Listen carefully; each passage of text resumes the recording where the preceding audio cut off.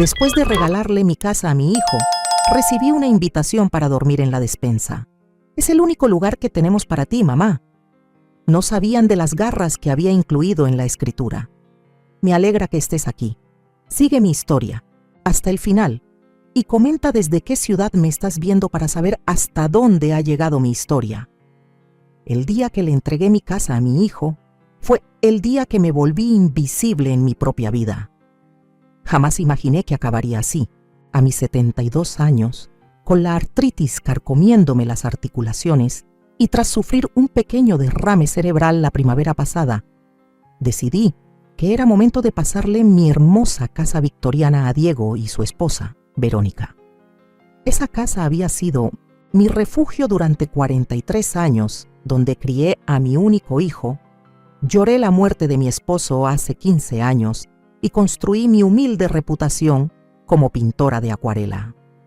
Siempre tendrás un lugar aquí, mamá, me había prometido Diego, con la mirada sincera, mientras firmábamos los papeles en la oficina del señor Peterson. Nosotros nos encargaremos de todo.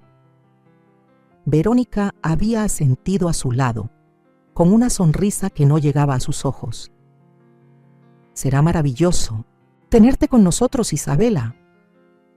Debí haber notado las señales de advertencia entonces, la manera en que apretó un poco demasiado la mano de Diego, el leve tic en la comisura de su boca, pero quise creerles. Quise creer que estaba tomando la decisión correcta. Lo que ellos no sabían era que había consultado a Álvaro Jiménez, mi viejo amigo y abogado, antes de tomar esta decisión. Isabela, me dijo inclinándose sobre su escritorio, déjame agregar una cláusula especial para protegerte. Acepté sin pensarlo mucho, aliviada de tener algo de seguridad, sin imaginar que llegaríamos a necesitarla. 2 semanas después de la transferencia, Diego y Verónica me ayudaron a mudarme del dormitorio principal, mi dormitorio, a lo que llamaron mi nuevo espacio. Los seguí por el pasillo. Pasamos frente a las habitaciones de invitados, donde a veces dormían mis nietos. Bajamos por la escalera trasera y llegamos a lo que antes había sido nuestra despensa. Lo arreglamos para ti, dijo Verónica, señalando el pequeño espacio con las paredes recién pintadas de un blanco estéril. Una cama individual estaba arrimada a una pared y una pequeña cómoda contra otra. Mi caballete estaba encajonado en 1960, una esquina, con mis pinturas amontonadas en cajas debajo. Vamos a convertir los cuartos de huéspedes para los niños, explicó Diego sin mirarme a los ojos. Necesitan su propio espacio cuando vengan de visita. Me quedé parada en la puerta, con el corazón hundiéndose al ver el cuarto sin ventanas. El aire olía ligeramente a cebolla y productos de limpieza. No hay ventana, susurré. Instalamos un buen sistema de ventilación, dijo Diego apresuradamente, y hay mucha luz. Encendió el foco del techo, una bombilla fluorescente que hacía que el lugar se sintiera aún más como una celda.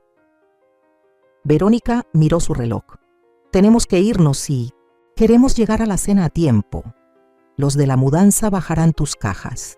Aquí. Me dejaron allí, rodeada de las cosas esenciales de mi vida, condensadas y comprimidas en un espacio más pequeño que mi antiguo baño. Me senté en el borde de la cama, pasando la mano por el delgado edredón. No era la colcha hecha a mano que me había dejado mi madre y que siempre había cubierto mi cama en el piso de arriba. Esa noche me quedé despierta escuchando los sonidos extraños de la casa desde esta nueva perspectiva. El zumbido del refrigerador justo afuera de mi puerta. Las tuberías chirriaban sobre mi cabeza, mientras las risas apagadas de Diego y Verónica resonaban arriba, en lo que alguna vez fue mi habitación. Durante los días siguientes hice lo posible por adaptarme. Coloqué mis pocas pertenencias de la mejor manera que pude, instalé mi caballete e intenté pintar, pero la luz fluorescente deformaba los colores. Cuando pregunté si podía bajar una de mis lámparas del ático, Verónica me dijo que ya las habían donado. Teníamos que deshacernos de cosas, Isabela, explicó ella, con un tono que insinuaba que debería estar agradecida. Esta casa tiene tanto potencial, pero estaba anclada en el pasado. Durante las comidas, noté que habían reemplazado mi vajilla artesanal por platos modernos y minimalistas. Mi colección de tazas antiguas, que había reunido durante décadas en mercadillos junto a mi difunto esposo, también había desaparecido. Cuando pregunté por ellas, Diego se mostró incómodo. Verónica pensaba que ocupaban demasiado espacio, murmuró. Las guardamos en cajas, pero nunca volví a verlas. Una tarde, mientras me acercaba a la cocina, escuché a Verónica hablando por teléfono. Es difícil tenerla aquí, decía con la voz baja pero clara. Es como un fantasma que ronda la casa, queriendo que todo permanezca igual. Diego no lo ve, pero ella nos impide hacer de esta casa algo nuestro. Me quedé inmóvil, con la mano apoyada en el marco de la puerta. No podemos mandarla ya a un asilo todavía. Se vería terrible. Apenas acabamos de quedarnos con la casa. Hubo una pausa. La despensa funciona por ahora. La mantiene fuera del camino. Me retiré en silencio, con el pecho apretado de dolor y traición. Esa noche, por primera vez desde que me mudé a la despensa, lloré, llantos ahogados en una almohada que ya ni siquiera era mía. A la mañana siguiente, me puse mi mejor cara y me uní a ellos para el desayuno. Diego ya se había ido y Verónica apenas levantó la vista de su celular cuando entré. Hay tostadas. Si quieres, dijo sin entusiasmo. Me preparé una taza de té en silencio, preguntándome en qué momento la casa de mi hijo se había convertido en un lugar donde apenas me toleraban, mientras revolvía miel en mi taza. Recordé las palabras de Álvaro sobre las cláusulas en la escritura. Una protección que nunca pensé que necesitaría. Ahora no estaba tan segura. Los días se convirtieron en semanas y fui testigo de cómo mi presencia era meticulosamente borrada de la casa que había amado durante más de 40 años. Cada mañana traía una nueva pequeña tristeza. Otro pedazo de mí desaparecía, sin ruido, reemplazado por algo ajeno. Mis acuarelas, modestos cuadros que alguna vez adornaron el pasillo, desaparecieron de la noche a la mañana, sustituidas por impresiones genéricas de playas y ciudades que Verónica había pedido por internet. El antiguo reloj de pie que había marcado las horas de mi matrimonio, de mi maternidad, de mi viudez, también había desaparecido del vestíbulo. Lo vendimos, me informó Diego durante el desayuno, evitando mirarme a los ojos. No encajaba, dijo con la nueva estética. La nueva estética, repetí en voz baja. Quise preguntar cuándo mi hogar, mi historia, se había convertido en un simple concepto decorativo desechable, pero me tragué las palabras junto con mi insípida avena. Mi jardín corrió la misma suerte.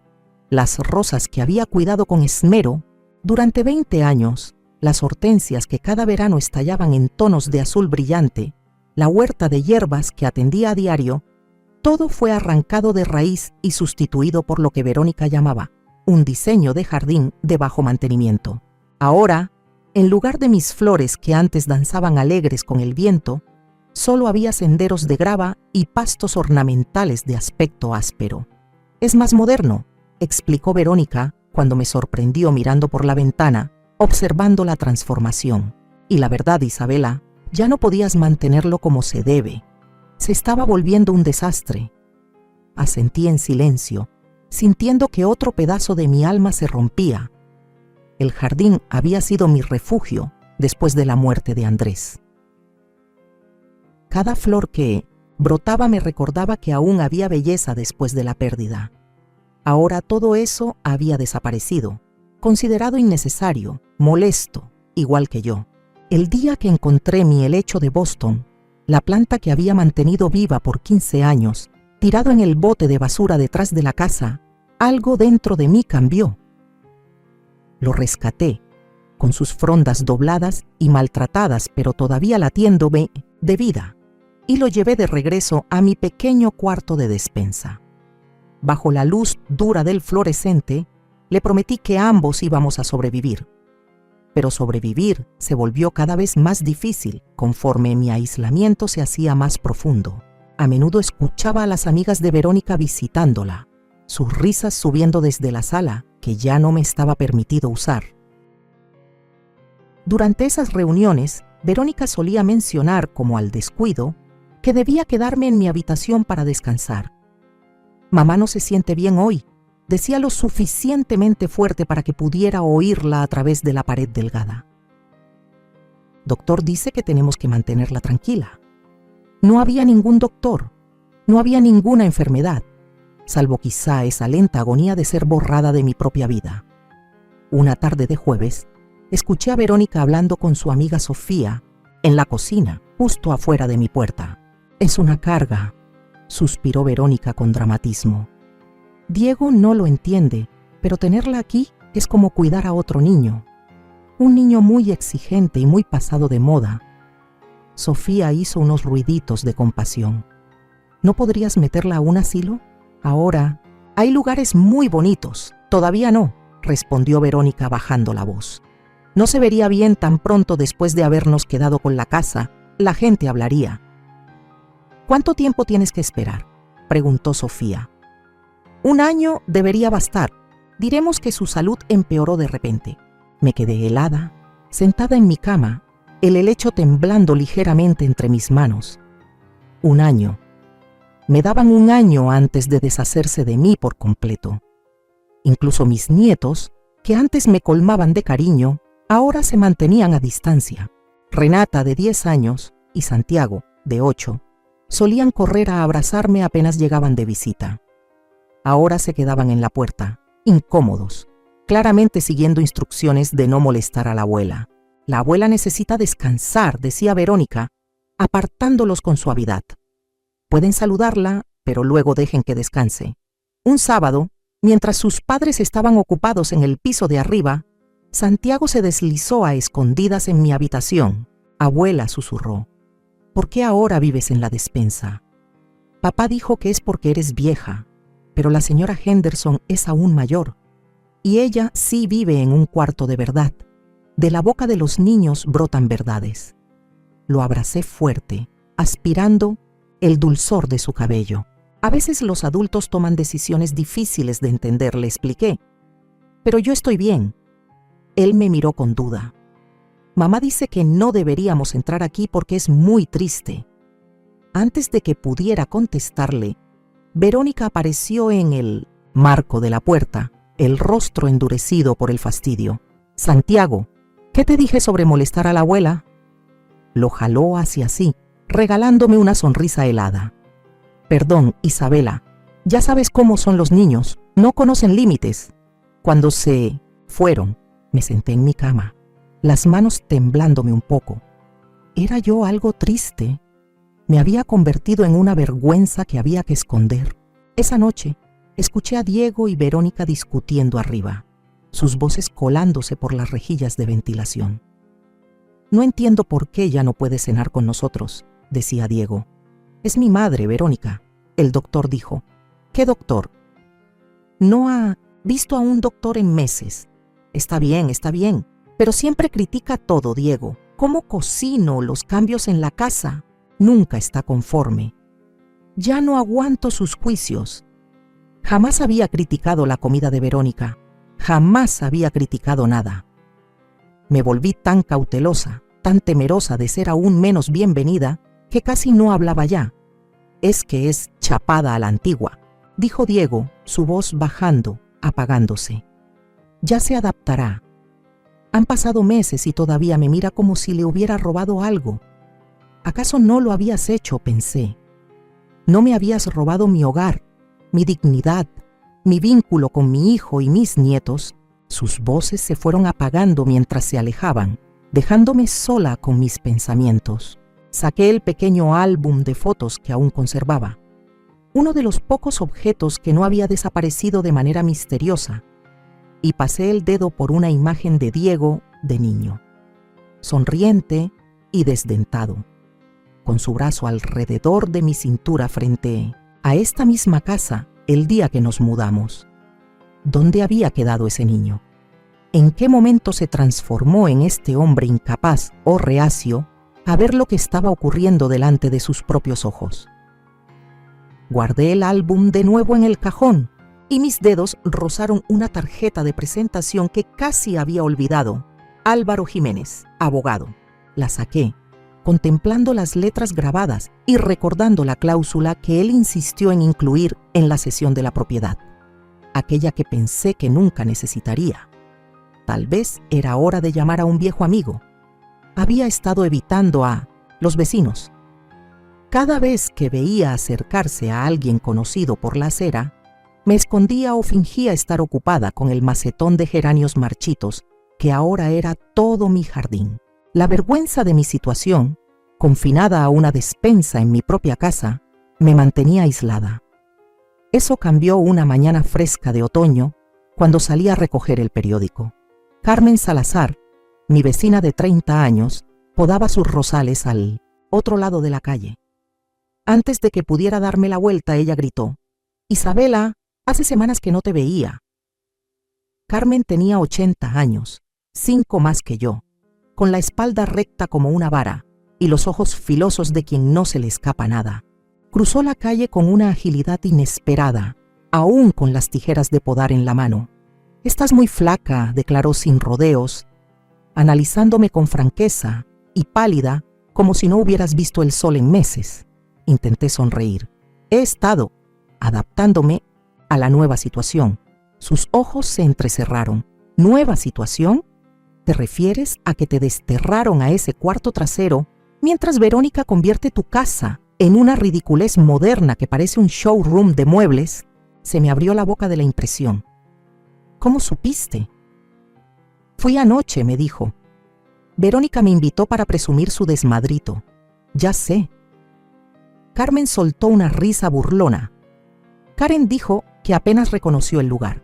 Dijo que es como si te hubieran borrado. Esa simple verdad, las palabras como si te hubieran borrado, quebraron algo dentro de mí. Las lágrimas me brotaron antes de que pudiera contenerlas. Carmen no ofreció consuelos baratos ni abrazos incómodos. Simplemente tomó mi brazo. Ven, tómate un té conmigo. Hoy no me duele la artritis y horneé unos escones. Esa mañana, en la cocina luminosa de Carmen, rodeada de su colección de tazas disparejas, tan parecidas a las que Verónica había tirado, me descubrí contándole todo.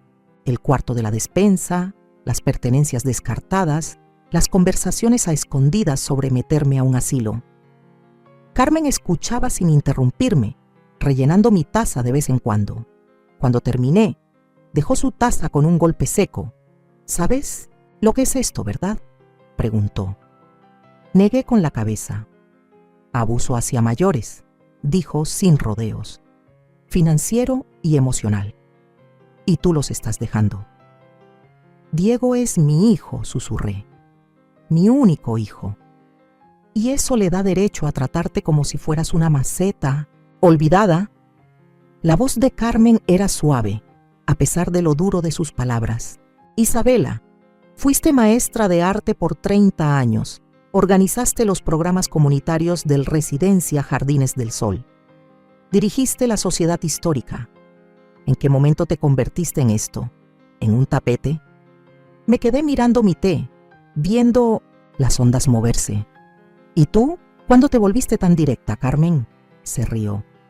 «Cuando murió mi viejo hace 10 años. De repente entendí que ya no tenía tiempo para tonterías». «Y tú tampoco», dijo, apretándome la mano con fuerza. Esa tarde Carmen me presentó a su grupo de caminatas de los jueves. 5 mujeres, todas mayores de 70, todas viudas, todas enfrentando versiones distintas de esa invisibilidad social que también me había tragado. Estaba Teresa, quien descubrió que su hijo le robaba dinero para comprarse una casa en la playa. Patricia, cuya hija la amenazaba constantemente con quitarle la licencia de conducir, a pesar de que manejaba perfecto. Elena, cuyos nietos solo se aparecían cuando necesitaban dinero para la universidad. «Nos llamamos la Rebelión Gris», dijo Patricia, guiñándome un ojo mientras paseábamos por el parque. «Suena más digno que club de señoras enojadas». Por primera vez en meses solté una carcajada verdadera, de esas que salen desde lo más hondo del pecho. Estas mujeres entendían, no me tenían lástima, me reconocían. Reconocían mi historia porque ellas también habían librado sus propias batallas. ¿Qué hiciste? Le pregunté a Teresa, intrigada por cómo había manejado la explotación financiera de su hijo. Cambié de banco, cambié mi testamento, cambié las cerraduras, respondió ella con toda naturalidad. Luego me fui de crucero a Alaska con el dinero, que él pensaba que yo ni sabía que existía. Me inscribí en clases de derecho en el colegio comunitario, añadió Patricia. No para ser abogada a los 76 años, sino para entender mis derechos. El conocimiento es poder, Isabela. El conocimiento es poder. La frase resonaba en mi mente mientras seguíamos caminando. Las hojas de otoño crujían bajo nuestros zapatos cómodos. Pensaba en la tarjeta de Álvaro guardada en mi cajón en Milmsis de Tense, la cláusula que había agregado a la transferencia de escritura. Aún no lo llamaba. Seguía dudando en dar un paso tan definitivo contra mi propio hijo. A la mañana siguiente, al regresar de otra caminata con Carmen, noté una camioneta estacionada en nuestra entrada. Hombres sacaban muebles, mis muebles, el escritorio antiguo que había pertenecido a mi abuela, el ropero que Andrés había restaurado como regalo por nuestro 5º aniversario. Aceleré el paso, el corazón latiendo con fuerza. Diego estaba en la entrada, supervisando la carga. ¿Qué está pasando?, exigí, mi voz más firme que en meses. Diego se sobresaltó, claramente sorprendido de verme afuera. «Ah, mamá», pensé que estabas descansando. «¿Qué están haciendo con mis muebles?», insistí. Él se movió incómodo. «Estamos renovando el cuarto de huéspedes. Estas piezas no encajan en el nuevo diseño». «Eso no son solo piezas», dije, viendo cómo los hombres batallaban con el ropero. «Esa es mi historia. Tu padre lo hizo». Diego tuvo la decencia de verse avergonzado, pero su voz se endureció. «Ya no es práctico, mamá. Tenemos que seguir adelante». Seguir adelante, borrando el pasado, señalé la camioneta. «¿A dónde se llevan todo?». «A la tienda de consignación en la Avenida Reforma», admitió. «Nos dieron un precio justo, como si mis recuerdos pudieran ser tasados por extraños que solo veían madera vieja y estilos pasados de moda». Más tarde esa noche, salí a escondidas y caminé hasta la tienda de consignación. Allí, en el escaparate, estaba el escritorio de mi abuela, con una etiqueta de precio colgando del tirador del cajón. A través del vidrio, podía ver el ropero contra la pared del fondo. La cuidadosa artesanía de Andrés, reducida a un hallazgo vintage para algún esquema de decoración rústica. Mientras estaba allí, la luz desvaneciéndose a mi alrededor, saqué mi teléfono y la tarjeta de Álvaro. Era momento de entender exactamente qué significaba esa cláusula. Era momento de recuperar mi poder. La oficina de Álvaro Jiménez no había cambiado en los 15 años desde mi última visita. Las mismas sillas de cuero, la misma pared repleta de libros de derecho, los mismos diplomas enmarcados. Incluso el propio Álvaro, aunque su cabello había pasado de sal y pimienta a completamente blanco, mantenía el mismo porte reflexivo y la sonrisa paciente. «Isabela», dijo, levantándose para saludarme. «Ha pasado demasiado tiempo». Me acomodé en la silla frente a su escritorio, apretando con fuerza mi bolso. «Necesito saber sobre la cláusula, Álvaro, la que añadiste a la transferencia de escritura». Él asintió, sacando un expediente. Me preguntaba cuándo vendrías a verme. Sinceramente esperaba que no fuera necesario. Las cosas no salieron como esperaba, dije. Una forma muy suave de decirlo. Los ojos de Álvaro se suavizaron con comprensión. Extrajo un documento del expediente y me lo tendió. Sección 4, párrafo C, indicó. Recorrí el lenguaje legal hasta encontrar el pasaje. En caso de que la otorgante, Isabela Beatriz Torres, sufra negligencia, maltrato o condiciones de vida inadecuadas mientras resida en la propiedad, se reserva el derecho de revocar la transferencia de la misma. Dicha revocación deberá estar respaldada por pruebas documentadas de dichas condiciones y provocará que la propiedad vuelva a ser legalmente propiedad de la otorgante. Mis manos temblaban ligeramente mientras levantaba la vista. ¿Esto es legalmente vinculante?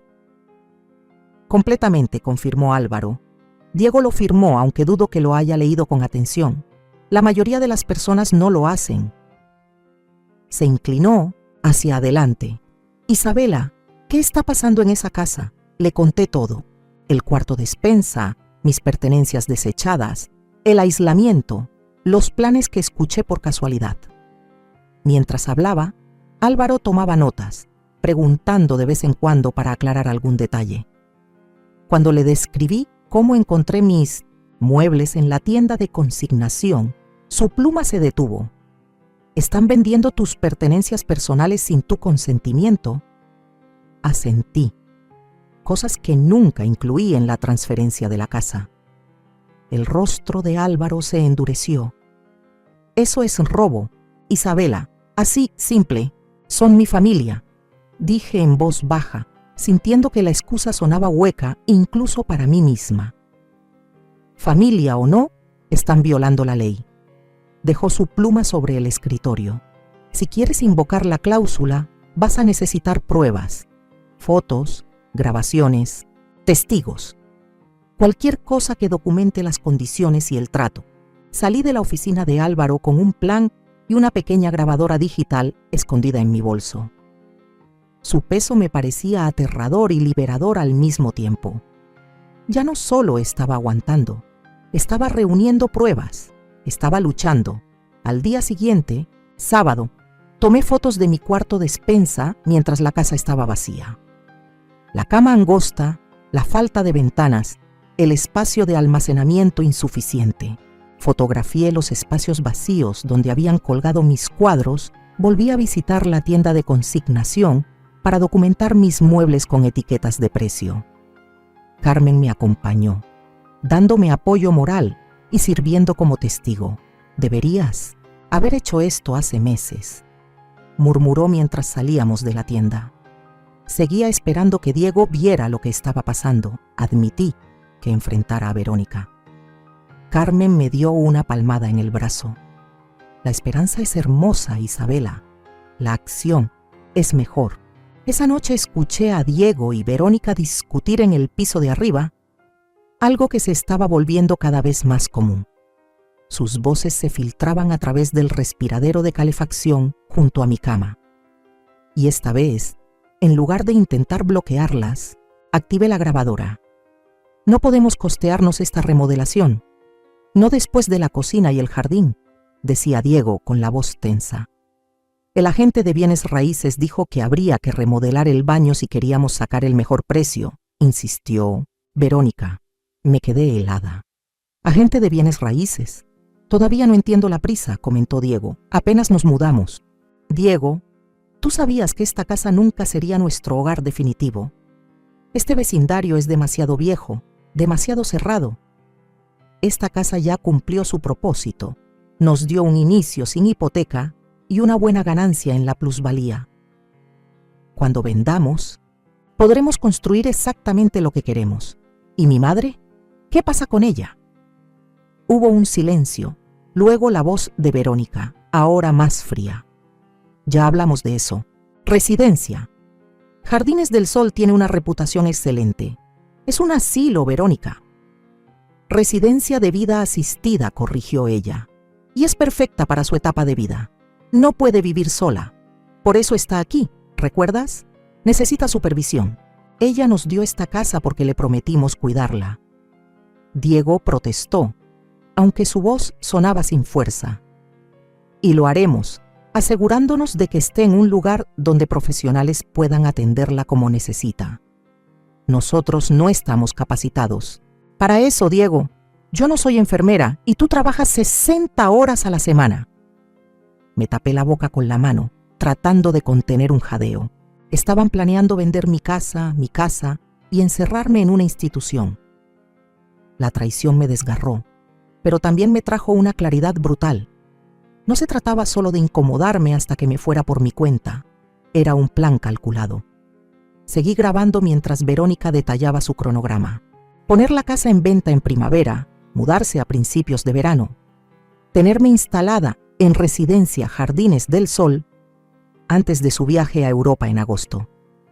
Podemos usar parte del dinero, decía Verónica, para cubrir su cuidado, y el resto lo destinamos a nuestra casa a medida. ¿Y si se niega?, preguntó Diego. No tendrá opción. El doctor Linden ya considera que necesita más atención de la que podemos darle en casa. Sentí que la sangre se me helaba. No veía al doctor Linden desde 1963, hacía más de un año. ¿Cuándo dijo eso? La semana pasada, cuando hablé con ella.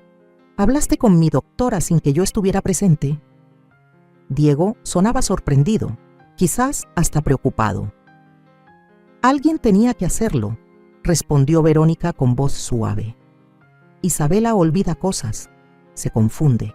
El doctor Linden estuvo de acuerdo en que se necesita una evaluación cognitiva. Apagué la grabadora con las manos temblando de rabia y miedo. Verónica estaba armando el camino para declararme incapaz. Los pasos eran tan claros ahora. Aislarme, estresarme, luego alegar que mi estado mental requería intervención profesional. A la mañana siguiente, revisé mi pequeña cuenta de ahorros, esa que Diego no conocía, y vi que el saldo era mucho más bajo de lo que debía. Solicité los movimientos recientes y encontré varios retiros que yo no había hecho, todos en los últimos 3 meses. Alguien había estado sacando mi dinero, alguien con acceso a mi información personal, que pudo haber encontrado mi tarjeta bancaria entre mis cosas mientras me ayudaba a mudarme. Llamé de inmediato al banco para reportar el fraude y cambiar todas mis claves de acceso. Al colgar, noté una notificación de correo en mi tableta. Era de la Oficina de Impuestos Prediales, confirmando un cambio de dirección para toda correspondencia futura. Yo no había pedido ningún cambio. Con creciente sospecha, revisé la carpeta de correos eliminados y encontré mensajes borrados de mi compañía de tarjetas de crédito, de mi aseguradora y de mi fondo de pensión. Todos confirmaban cambios de dirección que yo jamás había autorizado. Las piezas encajaron en mi mente con una claridad nauseabunda. No se trataba solo de echarme o vender la casa. Estaban tomando el control total de mis finanzas, mis decisiones médicas, de toda mi vida. Me senté en mi cama angosta, abrazando la tableta, con la evidencia de su traición brillando en la pantalla. Afuera de mi puerta, escuchaba a Verónica tarareando mientras preparaba la comida, sonando completamente satisfecha con sus planes meticulosamente diseñados. Pensé en Andrés, en lo ferozmente que me habría protegido de todo esto. Pensé en Diego, cuando era apenas un niño que me miraba con esos ojos llenos de confianza, creyendo que yo podía arreglar cualquier cosa. Pero Andrés ya no estaba, y ese niño había crecido en un hombre que me estaba fallando en todos los sentidos. Nadie iba a venir a salvarme. Tendría que salvarme yo misma. La noche de la cena organizada por Verónica llegó acompañada de un clima otoñal perfecto, con un aire fresco, cielos despejados y las hojas de los arces que apenas empezaban a tornarse doradas y carmesí. Durante 2 semanas, ella había estado planeando esta reunión, invitando a los colegas de Diego y a sus esposas a lo que llamaba una velada sofisticada para fortalecer las oportunidades de relaciones públicas de Diego. Me enteré de la fiesta solo porque escuché, fingiendo dormir en mi habitación, sus detalladas instrucciones al servicio de catering. Para media tarde, la casa ya estaba impregnada del aroma de comida cara, repartidores entrando con cajas de vino y Verónica lanzando órdenes cada vez más desesperadas al personal que había contratado para esa noche. A las 4, golpeó la puerta de mi habitación, un reconocimiento raro de mi existencia. Isabela, dijo, sin molestarse en entrar. Vamos a tener invitados importantes esta noche. Diego necesita causar una buena impresión ante los socios principales. Levanté la vista del libro que estaba leyendo. Eso suena bien. Lo mejor sería que te quedaras en tu habitación, continuó, su tono dejando claro que no era una sugerencia. Le pediremos al catering que te suba un plato. Asentí dócilmente. La imagen perfecta de una suegra sumisa e invisible, por supuesto. Verónica pareció aliviada, quizás hasta sorprendida por mi fácil aceptación. Bien, gracias. Comenzó a cerrar la puerta, pero añadió: trataremos de no molestarte. Después de que se fue, me quedé inmóvil varios minutos, escuchando el repiqueteo de sus tacones alejándose escaleras arriba. Entonces abrí cuidadosamente el cajón de mi cómoda y saqué el conjunto que había estado reservando para una ocasión como esta. Un vestido sencillo, pero elegante de color azul marino que compré en mi salida con Elinor la semana pasada, junto con un collar de perlas que Andrés me había regalado en nuestro aniversario número 25. Me duché en el pequeño medio, baño junto a la cocina, recogí mi cabello plateado en un moño pulcro y me maquillé ligeramente. Al mirarme al espejo, apenas me reconocí. La mujer derrotada de ojos bajos había desaparecido, reemplazada por alguien con propósito, alguien que se negaba a ser borrada. Para las 7, la casa ya bullía con el murmullo de las conversaciones y el tintinear de copas. Esperé, calculando cuidadosamente mi entrada. A través de la puerta entreabierta, escuchaba a Verónica dominando la conversación, su voz elevada para que todos la oyeran. Las renovaciones han sido extensas, decía. La casa tenía mucho potencial, pero estaba muy anticuada. Prácticamente la reconstruimos desde adentro hacia afuera. Debe haber sido un esfuerzo enorme, respondió una mujer. ¿Hace cuánto la tienen? Unos 6 meses, contestó Diego. Era la casa de mi madre antes. Oh, ¿y dónde está ella ahora?, preguntó la mujer seguida de una breve pausa. Vive con nosotros, dijo Diego, su voz de repente incómoda. ¡Qué lindo!, continuó la mujer, ajena a la atención. Ojalá mi suegra viviera más cerca. Los niños la extrañan muchísimo. Era la señal perfecta. Salí de mi habitación y avancé con calma hacia la sala, donde unos 20 invitados elegantemente vestidos charlaban mientras sostenían sus cócteles. Las conversaciones se apagaron de golpe y todas las miradas se dirigieron hacia mí. Buenas noches. Saludé con amabilidad, manteniendo la voz firme a pesar del desbocado latido de mi corazón. Verónica quedó paralizada junto a la chimenea, una copa de vino detenida a medio camino de sus labios. Diego parpadeó varias veces, atrapado entre la sorpresa y la incomodidad. «Mamá», logró decir al fin, «pensé que estabas descansando». «Me siento bastante bien, gracias», respondí avanzando un poco más en la sala. No iba a perderme la oportunidad de conocer a tus colegas. Un hombre de aspecto distinguido, de cabello plateado, se acercó con la mano extendida. «Usted debe ser la señora Torres. Soy Enrique Morales, socio principal del despacho. Su casa es absolutamente hermosa». Apreté su mano, sonriendo cálidamente. «Gracias, señor Townsend. Esta casa ha estado en nuestra familia durante mucho tiempo. Aquí crié a Diego». «Enrique, por favor», corrigió él, señalando a la mujer a su lado. «Mi esposa, Beatriz». Beatriz me tomó las manos entre las suyas. Es un verdadero placer conocerla. Justamente comentábamos lo maravilloso que debe ser para Diego y Verónica tenerla viviendo con ellos. Ha sido un cambio, admití sinceramente. Pero la familia es la familia. Verónica ya se había recompuesto lo suficiente como para acercarse, aunque su sonrisa era forzada. «Isabela, no sabía que te unirías a nosotros. Déjame traerte una copa». «¿Un whisky?» «Solo, por favor», respondí, nombrando una bebida que ella bien sabía que jamás tocaba. «Y me encantaría saber más sobre cómo van las renovaciones. No he tenido muchas oportunidades de ver los cambios desde mi habitación». Beatriz frunció levemente el ceño. ¿Su habitación? Conservó su suite principal cuando Diego y Verónica se mudaron. Verónica intervino rápidamente. «La habitación de mamá es bastante privada. Ella lo prefiere así». De hecho, dije mientras aceptaba una copa de un camarero que pasaba, Estoy en lo que solía ser la despensa. No tiene ventanas, pero el sistema de ventilación funciona muy bien. Un murmullo incómodo recorrió al grupo. Enrique carraspeó mientras Beatriz nos miraba a Verónica y a mí con desconcierto apenas disimulado. La despensa, repitió, pero seguramente. Era algo temporal, interrumpió Verónica con la voz notablemente más aguda. Mientras renovábamos las habitaciones de invitados. 6 meses es un periodo bastante largo para ser temporal, comenté en tono ligero, tomando un sorbo de whisky y resistiendo la mueca por el ardor, especialmente considerando que las habitaciones de invitados se terminaron hace 3 meses. Diego dio un paso adelante. Su expresión era de dolor.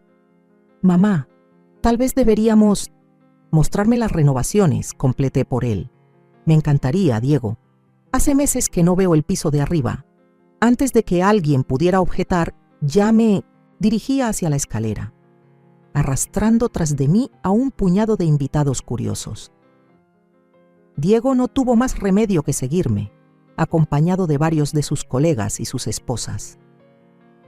El dormitorio principal ha sido completamente remodelado, comenté mientras subíamos. Antes era bastante tradicional, con muebles artesanales, colchas familiares y cuadros de artistas locales. ¿Artistas locales?, preguntó una mujer más joven. ¡Qué encantador! Sí, di clases de arte en la universidad comunitaria durante 30 años, expliqué. Mis alumnos solían regalarme sus obras. Llegamos al descansillo y guié la improvisada visita por el pasillo hasta lo que había sido mi habitación. Verónica, en efecto, la había transformado en un espacio estéril, digno de un hotel, con arte genérico y ni un solo rastro de los detalles cálidos y personales que alguna vez le dieron vida. Es muy contemporáneo, opinó diplomáticamente la esposa de Enrique. Asentí. Vaya cambio. Me dirigí al closet, mi closet, y lo abrí antes de que Diego pudiera detenerme. Y tan amplio, mucho más grande que la despensa adaptada en la planta baja. La incomodidad era evidente en el aire. Verónica apareció en lo alto de las escaleras, el rostro enrojecido por la rabia y la vergüenza. «La cena está servida», anunció con la voz tensa. «¿Bajamos?» Los invitados regresaron al comedor murmurando entre ellos. Alcancé a oír retazos de susurros. No lo puedo creer. En la despensa, de todos los lugares. Si mi hijo alguna vez me tratara así, al pasar junto a Verónica, ella me agarró del brazo, sus uñas clavándose en mi piel. «¿Qué crees que estás haciendo?», siseó. La miré serenamente. «Me estoy presentando ante los colegas de mi hijo. ¿Acaso hay algún problema?» «Estás avergonzando a Diego», susurró furiosa. «Y a ti misma». Retiré su mano de mi brazo, suave pero firme. «No, Verónica. Por primera vez en meses no siento vergüenza alguna. Durante toda la cena me comporté como un ejemplo de gracia y encanto. Conté anécdotas de la infancia de Diego que hicieron reír a sus compañeros. Halagué la comida. Hice preguntas atentas sobre su trabajo y sus familias. En resumen, fui todo aquello que Verónica había intentado aparentar ser, la anfitriona perfecta en el hogar perfecto. Para cuando sirvieron el postre, la dinámica había cambiado por completo. Los invitados dirigían sus conversaciones hacia mí, genuinamente interesados en mis experiencias y opiniones. El rostro de Diego pasó de la mortificación a algo que rozaba la vergüenza. Y Verónica hervía en silencio en la cabecera de la mesa, viendo cómo su noche cuidadosamente planeada se desmoronaba. Cuando la velada terminó y los invitados comenzaron a irse, Beatriz Townsend tomó mis manos entre las suyas. «Isabela, ha sido un placer. A Enrique y a mí nos encantaría invitarte a almorzar algún día». «Me encantaría», respondí sinceramente. Tras cerrar la puerta detrás del último invitado, la fachada se vino abajo.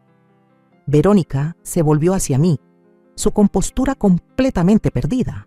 «¿Cómo te atreves?», escupió. Has arruinado todo. Me mantuve firme. Ya no era la mujer sumisa y complaciente que había fingido ser. ¿Qué es exactamente lo que arruiné, Verónica? ¿Tu imagen? ¿Tus planes de mandarme a Residencia Jardines del Sol mientras vendes mi casa? Su rostro palideció. ¿De qué estás hablando? Sé todo, dije en voz baja. La venta planeada, el asilo, el acceso no autorizado a mis cuentas, todo. Diego se interpuso entre nosotras con el rostro desencajado. Mamá, no es eso. No me mientas, lo interrumpí. No más. Tengo grabaciones, Diego, y estados de cuenta bancarios y testigos. El silencio que siguió fue absoluto. En ese instante, frente a mi hijo y la mujer que intentó borrarme, me sentí más fuerte de lo que había estado en años. Pasara lo que pasara, ya no era invisible, ya no era impotente. Era Isabela Torres y estaba recuperando mi vida.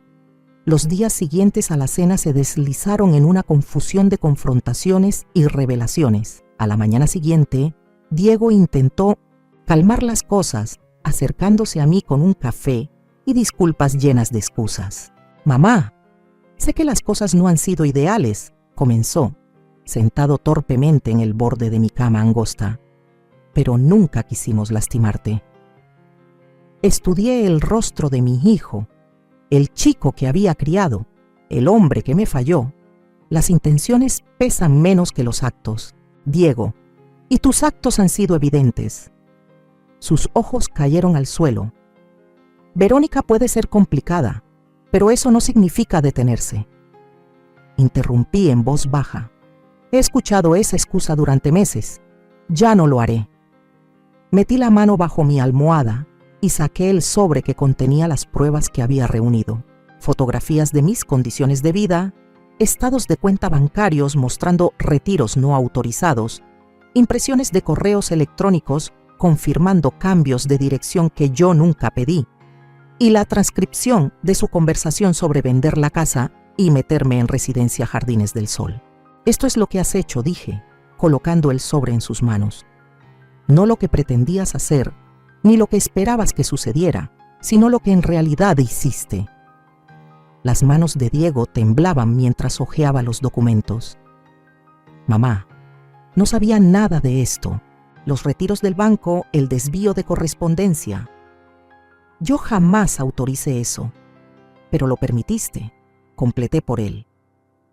Al hacerte de la vista gorda, al elegir siempre el camino fácil, intentó una última defensa. Queríamos ayudarte, después de tu derrame. Mi pequeño derrame de hace más de un año, del cual me recuperé completamente, me puse de pie, erguida en toda mi estatura. No soy una incompetente, Diego. No soy una niña. No soy una carga que administrar, soy tu madre. Y esta fue mi casa, mucho antes de que fuera tuya. La confrontación con Verónica ocurrió más tarde ese mismo día, después de que Diego se fue al trabajo. Irrumpió en mi habitación sin tocar la puerta, su rostro encendido de furia. ¿Qué le dijiste?, exigió saber. Se fue de aquí como si alguien hubiera muerto. Me mantuve sentada en mi cama, tranquila ante su rabia. Le mostré la verdad. ¿Qué? ¿Verdad? ¿Que eres una vieja manipuladora que no puede aceptar el cambio, que no deja que su hijo tenga su propia vida? Sonreí apenas, lo cual pareció enfurecerla aún más. ¿Eso es lo que te dices, Verónica? ¿Que aislarme, deshacerte de mis pertenencias y planear institucionalizarme era por el bien de la independencia de Diego? Su rostro se endureció. No tienes pruebas de nada. En realidad, sí tengo. Señalé mi tableta. ¿Quieres escuchar la grabación de tu conversación sobre Residencia Jardines del Sol? ¿O prefieres ver los registros bancarios que muestran los retiros de mi cuenta personal, coincidiendo con tus compras? Por un momento, Verónica pareció genuinamente asustada. Luego su expresión se tornó calculadora. ¿Será tu palabra contra la mía? Y seamos honestas, Isabela, ¿quién le creería a una mujer de tu edad, especialmente una con historial de... ¿De qué? Desafié. Problemas médicos, terminó ella con suavidad. confusión, lapsos de memoria. El doctor Linden ha estado muy preocupado. Qué curioso, ya que no he visto al doctor Linden en más de un año, rebatí. Aunque sí hablé con ella ayer, y se mostró bastante sorprendida al escuchar acerca de todas esas consultas que tú dices haber tenido. La seguridad de Verónica se tambaleó visiblemente. Estás faroleando. Llámala y compruébalo. Me puse de pie, reuniendo mi valor. Esto termina hoy, Verónica. Voy a invocar la cláusula del traspaso de la propiedad. Esta casa vuelve a ser legalmente mía. Su risa fue aguda, incrédula. ¿Qué cláusula? ¿De qué estás hablando? De la que mi abogada insistió en incluir. La que me permite revocar la transferencia en caso de maltrato o condiciones de vida inadecuadas. Sostuve su mirada sin titubear, la que Diego firmó sin leer con atención, porque confiaba en mí, como yo alguna vez confié en él. El rostro de Verónica se descompuso, perdiendo todo color. No puedes hacer eso, ya lo hice. Los papeles se presentaron ayer. 3 días después, estaba en la oficina de Álvaro, firmando los documentos finales que devolverían oficialmente la casa a mi nombre. Diego no había impugnado la acción. Después de ver las pruebas, no podía hacerlo. Verónica había amenazado con acciones legales, pero sus protestas se apagaron cuando Álvaro le explicó con detalle lo que sucedería si seguía por ese camino. La exposición pública, los posibles cargos criminales por explotación financiera. ¿Y ahora qué pasa?, preguntó Álvaro cuando solté la pluma. Observé por la ventana de su oficina los árboles otoñales, sus hojas ardiendo en rojo y dorado. Voy a empezar de nuevo. Y eso fue exactamente lo que hice. El primer paso fue contratar a un cerrajero para cambiar todas las cerraduras de la casa. El segundo fue organizar que Diego y Verónica retiraran sus pertenencias, supervisados por Álvaro y Carmen, mientras yo me quedaba en casa de Carmen. Les di 3 días, que eran 3 días más de los que ellos me habían dado a mí para adaptarme a la despensa. Cuando volví a mi casa vacía, el silencio era inquietante y liberador a la vez. Habitaciones que alguna vez habían estado llenas de las risas de Andrés, los juegos de infancia de Diego y, después, el frío desprecio de Verónica, ahora solo contenían posibilidades. Recorrí los cuartos, rozando las paredes con los dedos, paredes ahora pintadas en colores que yo no había elegido. La casa se sentía familiar y extraña, como reencontrarse con un viejo amigo que ha pasado por una cirugía radical. Esa primera noche la pasé en la recámara principal, durmiendo en una cama nueva que había comprado, el primero de muchos cambios para reclamar mi espacio. A la luz de la mañana, empecé a hacer listas, muebles por comprar, renovaciones por deshacer, colores por devolver a su esencia. Pero la decisión más importante llegó una semana después, cuando Diego apareció solo en mi puerta, su rostro demacrado por el arrepentimiento. «Mamá», empezó, con la voz quebrada por la emoción. No sé ni cómo empezar a pedir perdón. Lo observé detenidamente, notando las ojeras oscuras bajo sus ojos, la curva vencida de sus hombros. «¿Dónde está Verónica?» «Se fue», dijo simplemente. Después de que todo salió a la luz, después de que realmente vi lo que estaba pasando, no pude seguir con ella. Asentí sin sorpresa. «Y ahora estoy tratando de descubrir en quién me convertí», confesó, «y cómo encontrar el camino de regreso a ser alguien de quien puedas sentirte orgullosa». No lo invité a pasar de inmediato. Algunas heridas necesitan tiempo para sanar, y la confianza, una vez rota, no se restaura fácilmente. Ese es un camino que tendrás que recorrer solo, Diego. Las lágrimas le llenaron los ojos. Lo sé, solo. Necesitaba que supieras que lo estoy intentando. Me ablandé un poco. Me alegra oírlo. Con el paso de las semanas mi casa se transformó. No para ser lo que había sido, sino para convertirse en algo nuevo. Volví a colgar los pocos cuadros que había logrado salvar y encargué otros nuevos a exalumnos. Rescaté el escritorio de mi abuela de una tienda de consignación, pagando mucho más de lo que había costado, pero sintiendo que cada peso valía la pena. Carmen y la rebelión gris se convirtieron en visitantes habituales, llenando mi comedor de risas y anécdotas cada jueves por la tarde. Convertí el solarium en un estudio de arte, por fin persiguiendo la pintura en serio que siempre había postergado. Y poco a poco, con cautela, comencé a reconstruir una relación con Diego, estableciendo límites claros y expectativas firmes. Verónica nunca volvió.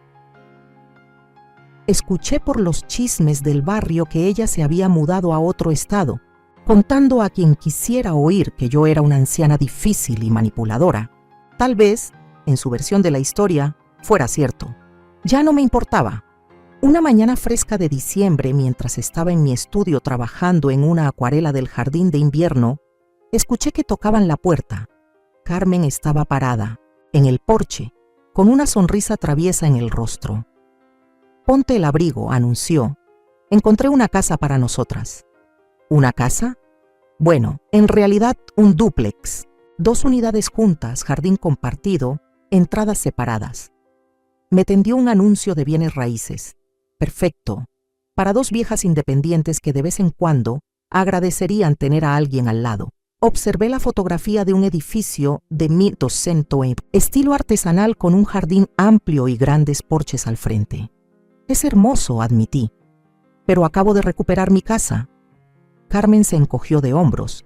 Y ahora puedes venderla a tu manera, para tu beneficio.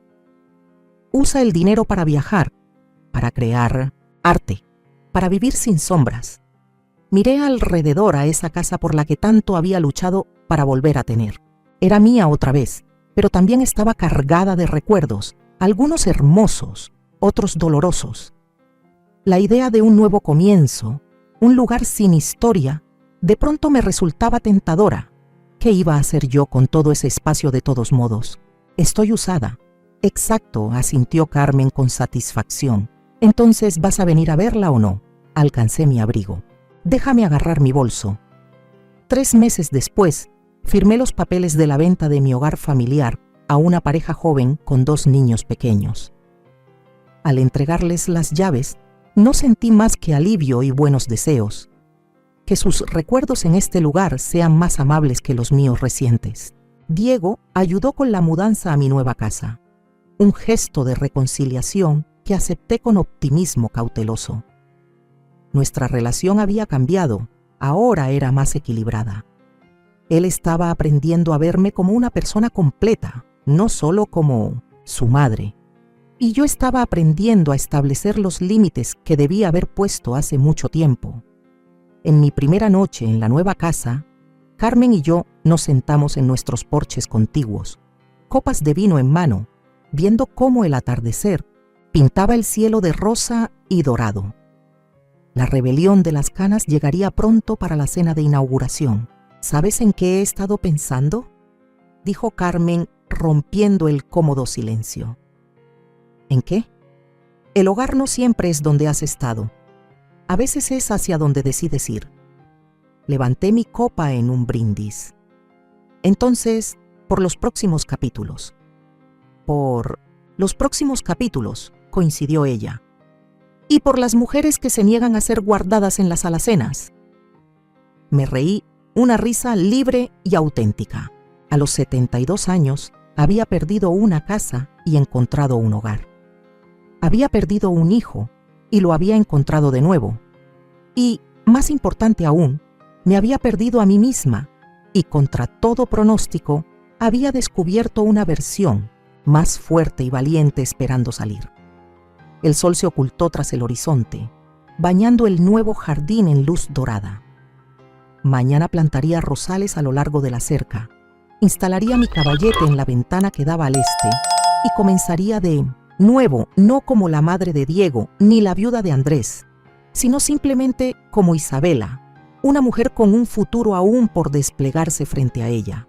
La vida me enseñó, a través de heridas profundas y silencios dolorosos, que el amor, por más grande que sea, no puede ser excusa para permitir que otros te borren.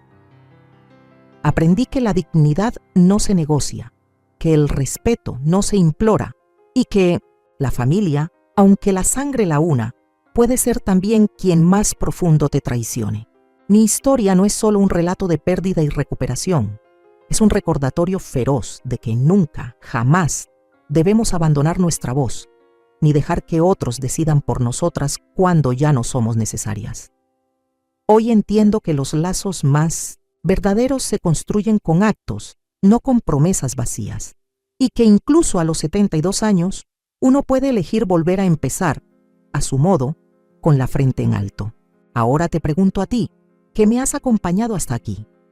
Si fueras tú quien un día despierta y descubre que la han arrinconado en la despensa de su propia vida, ¿qué harías?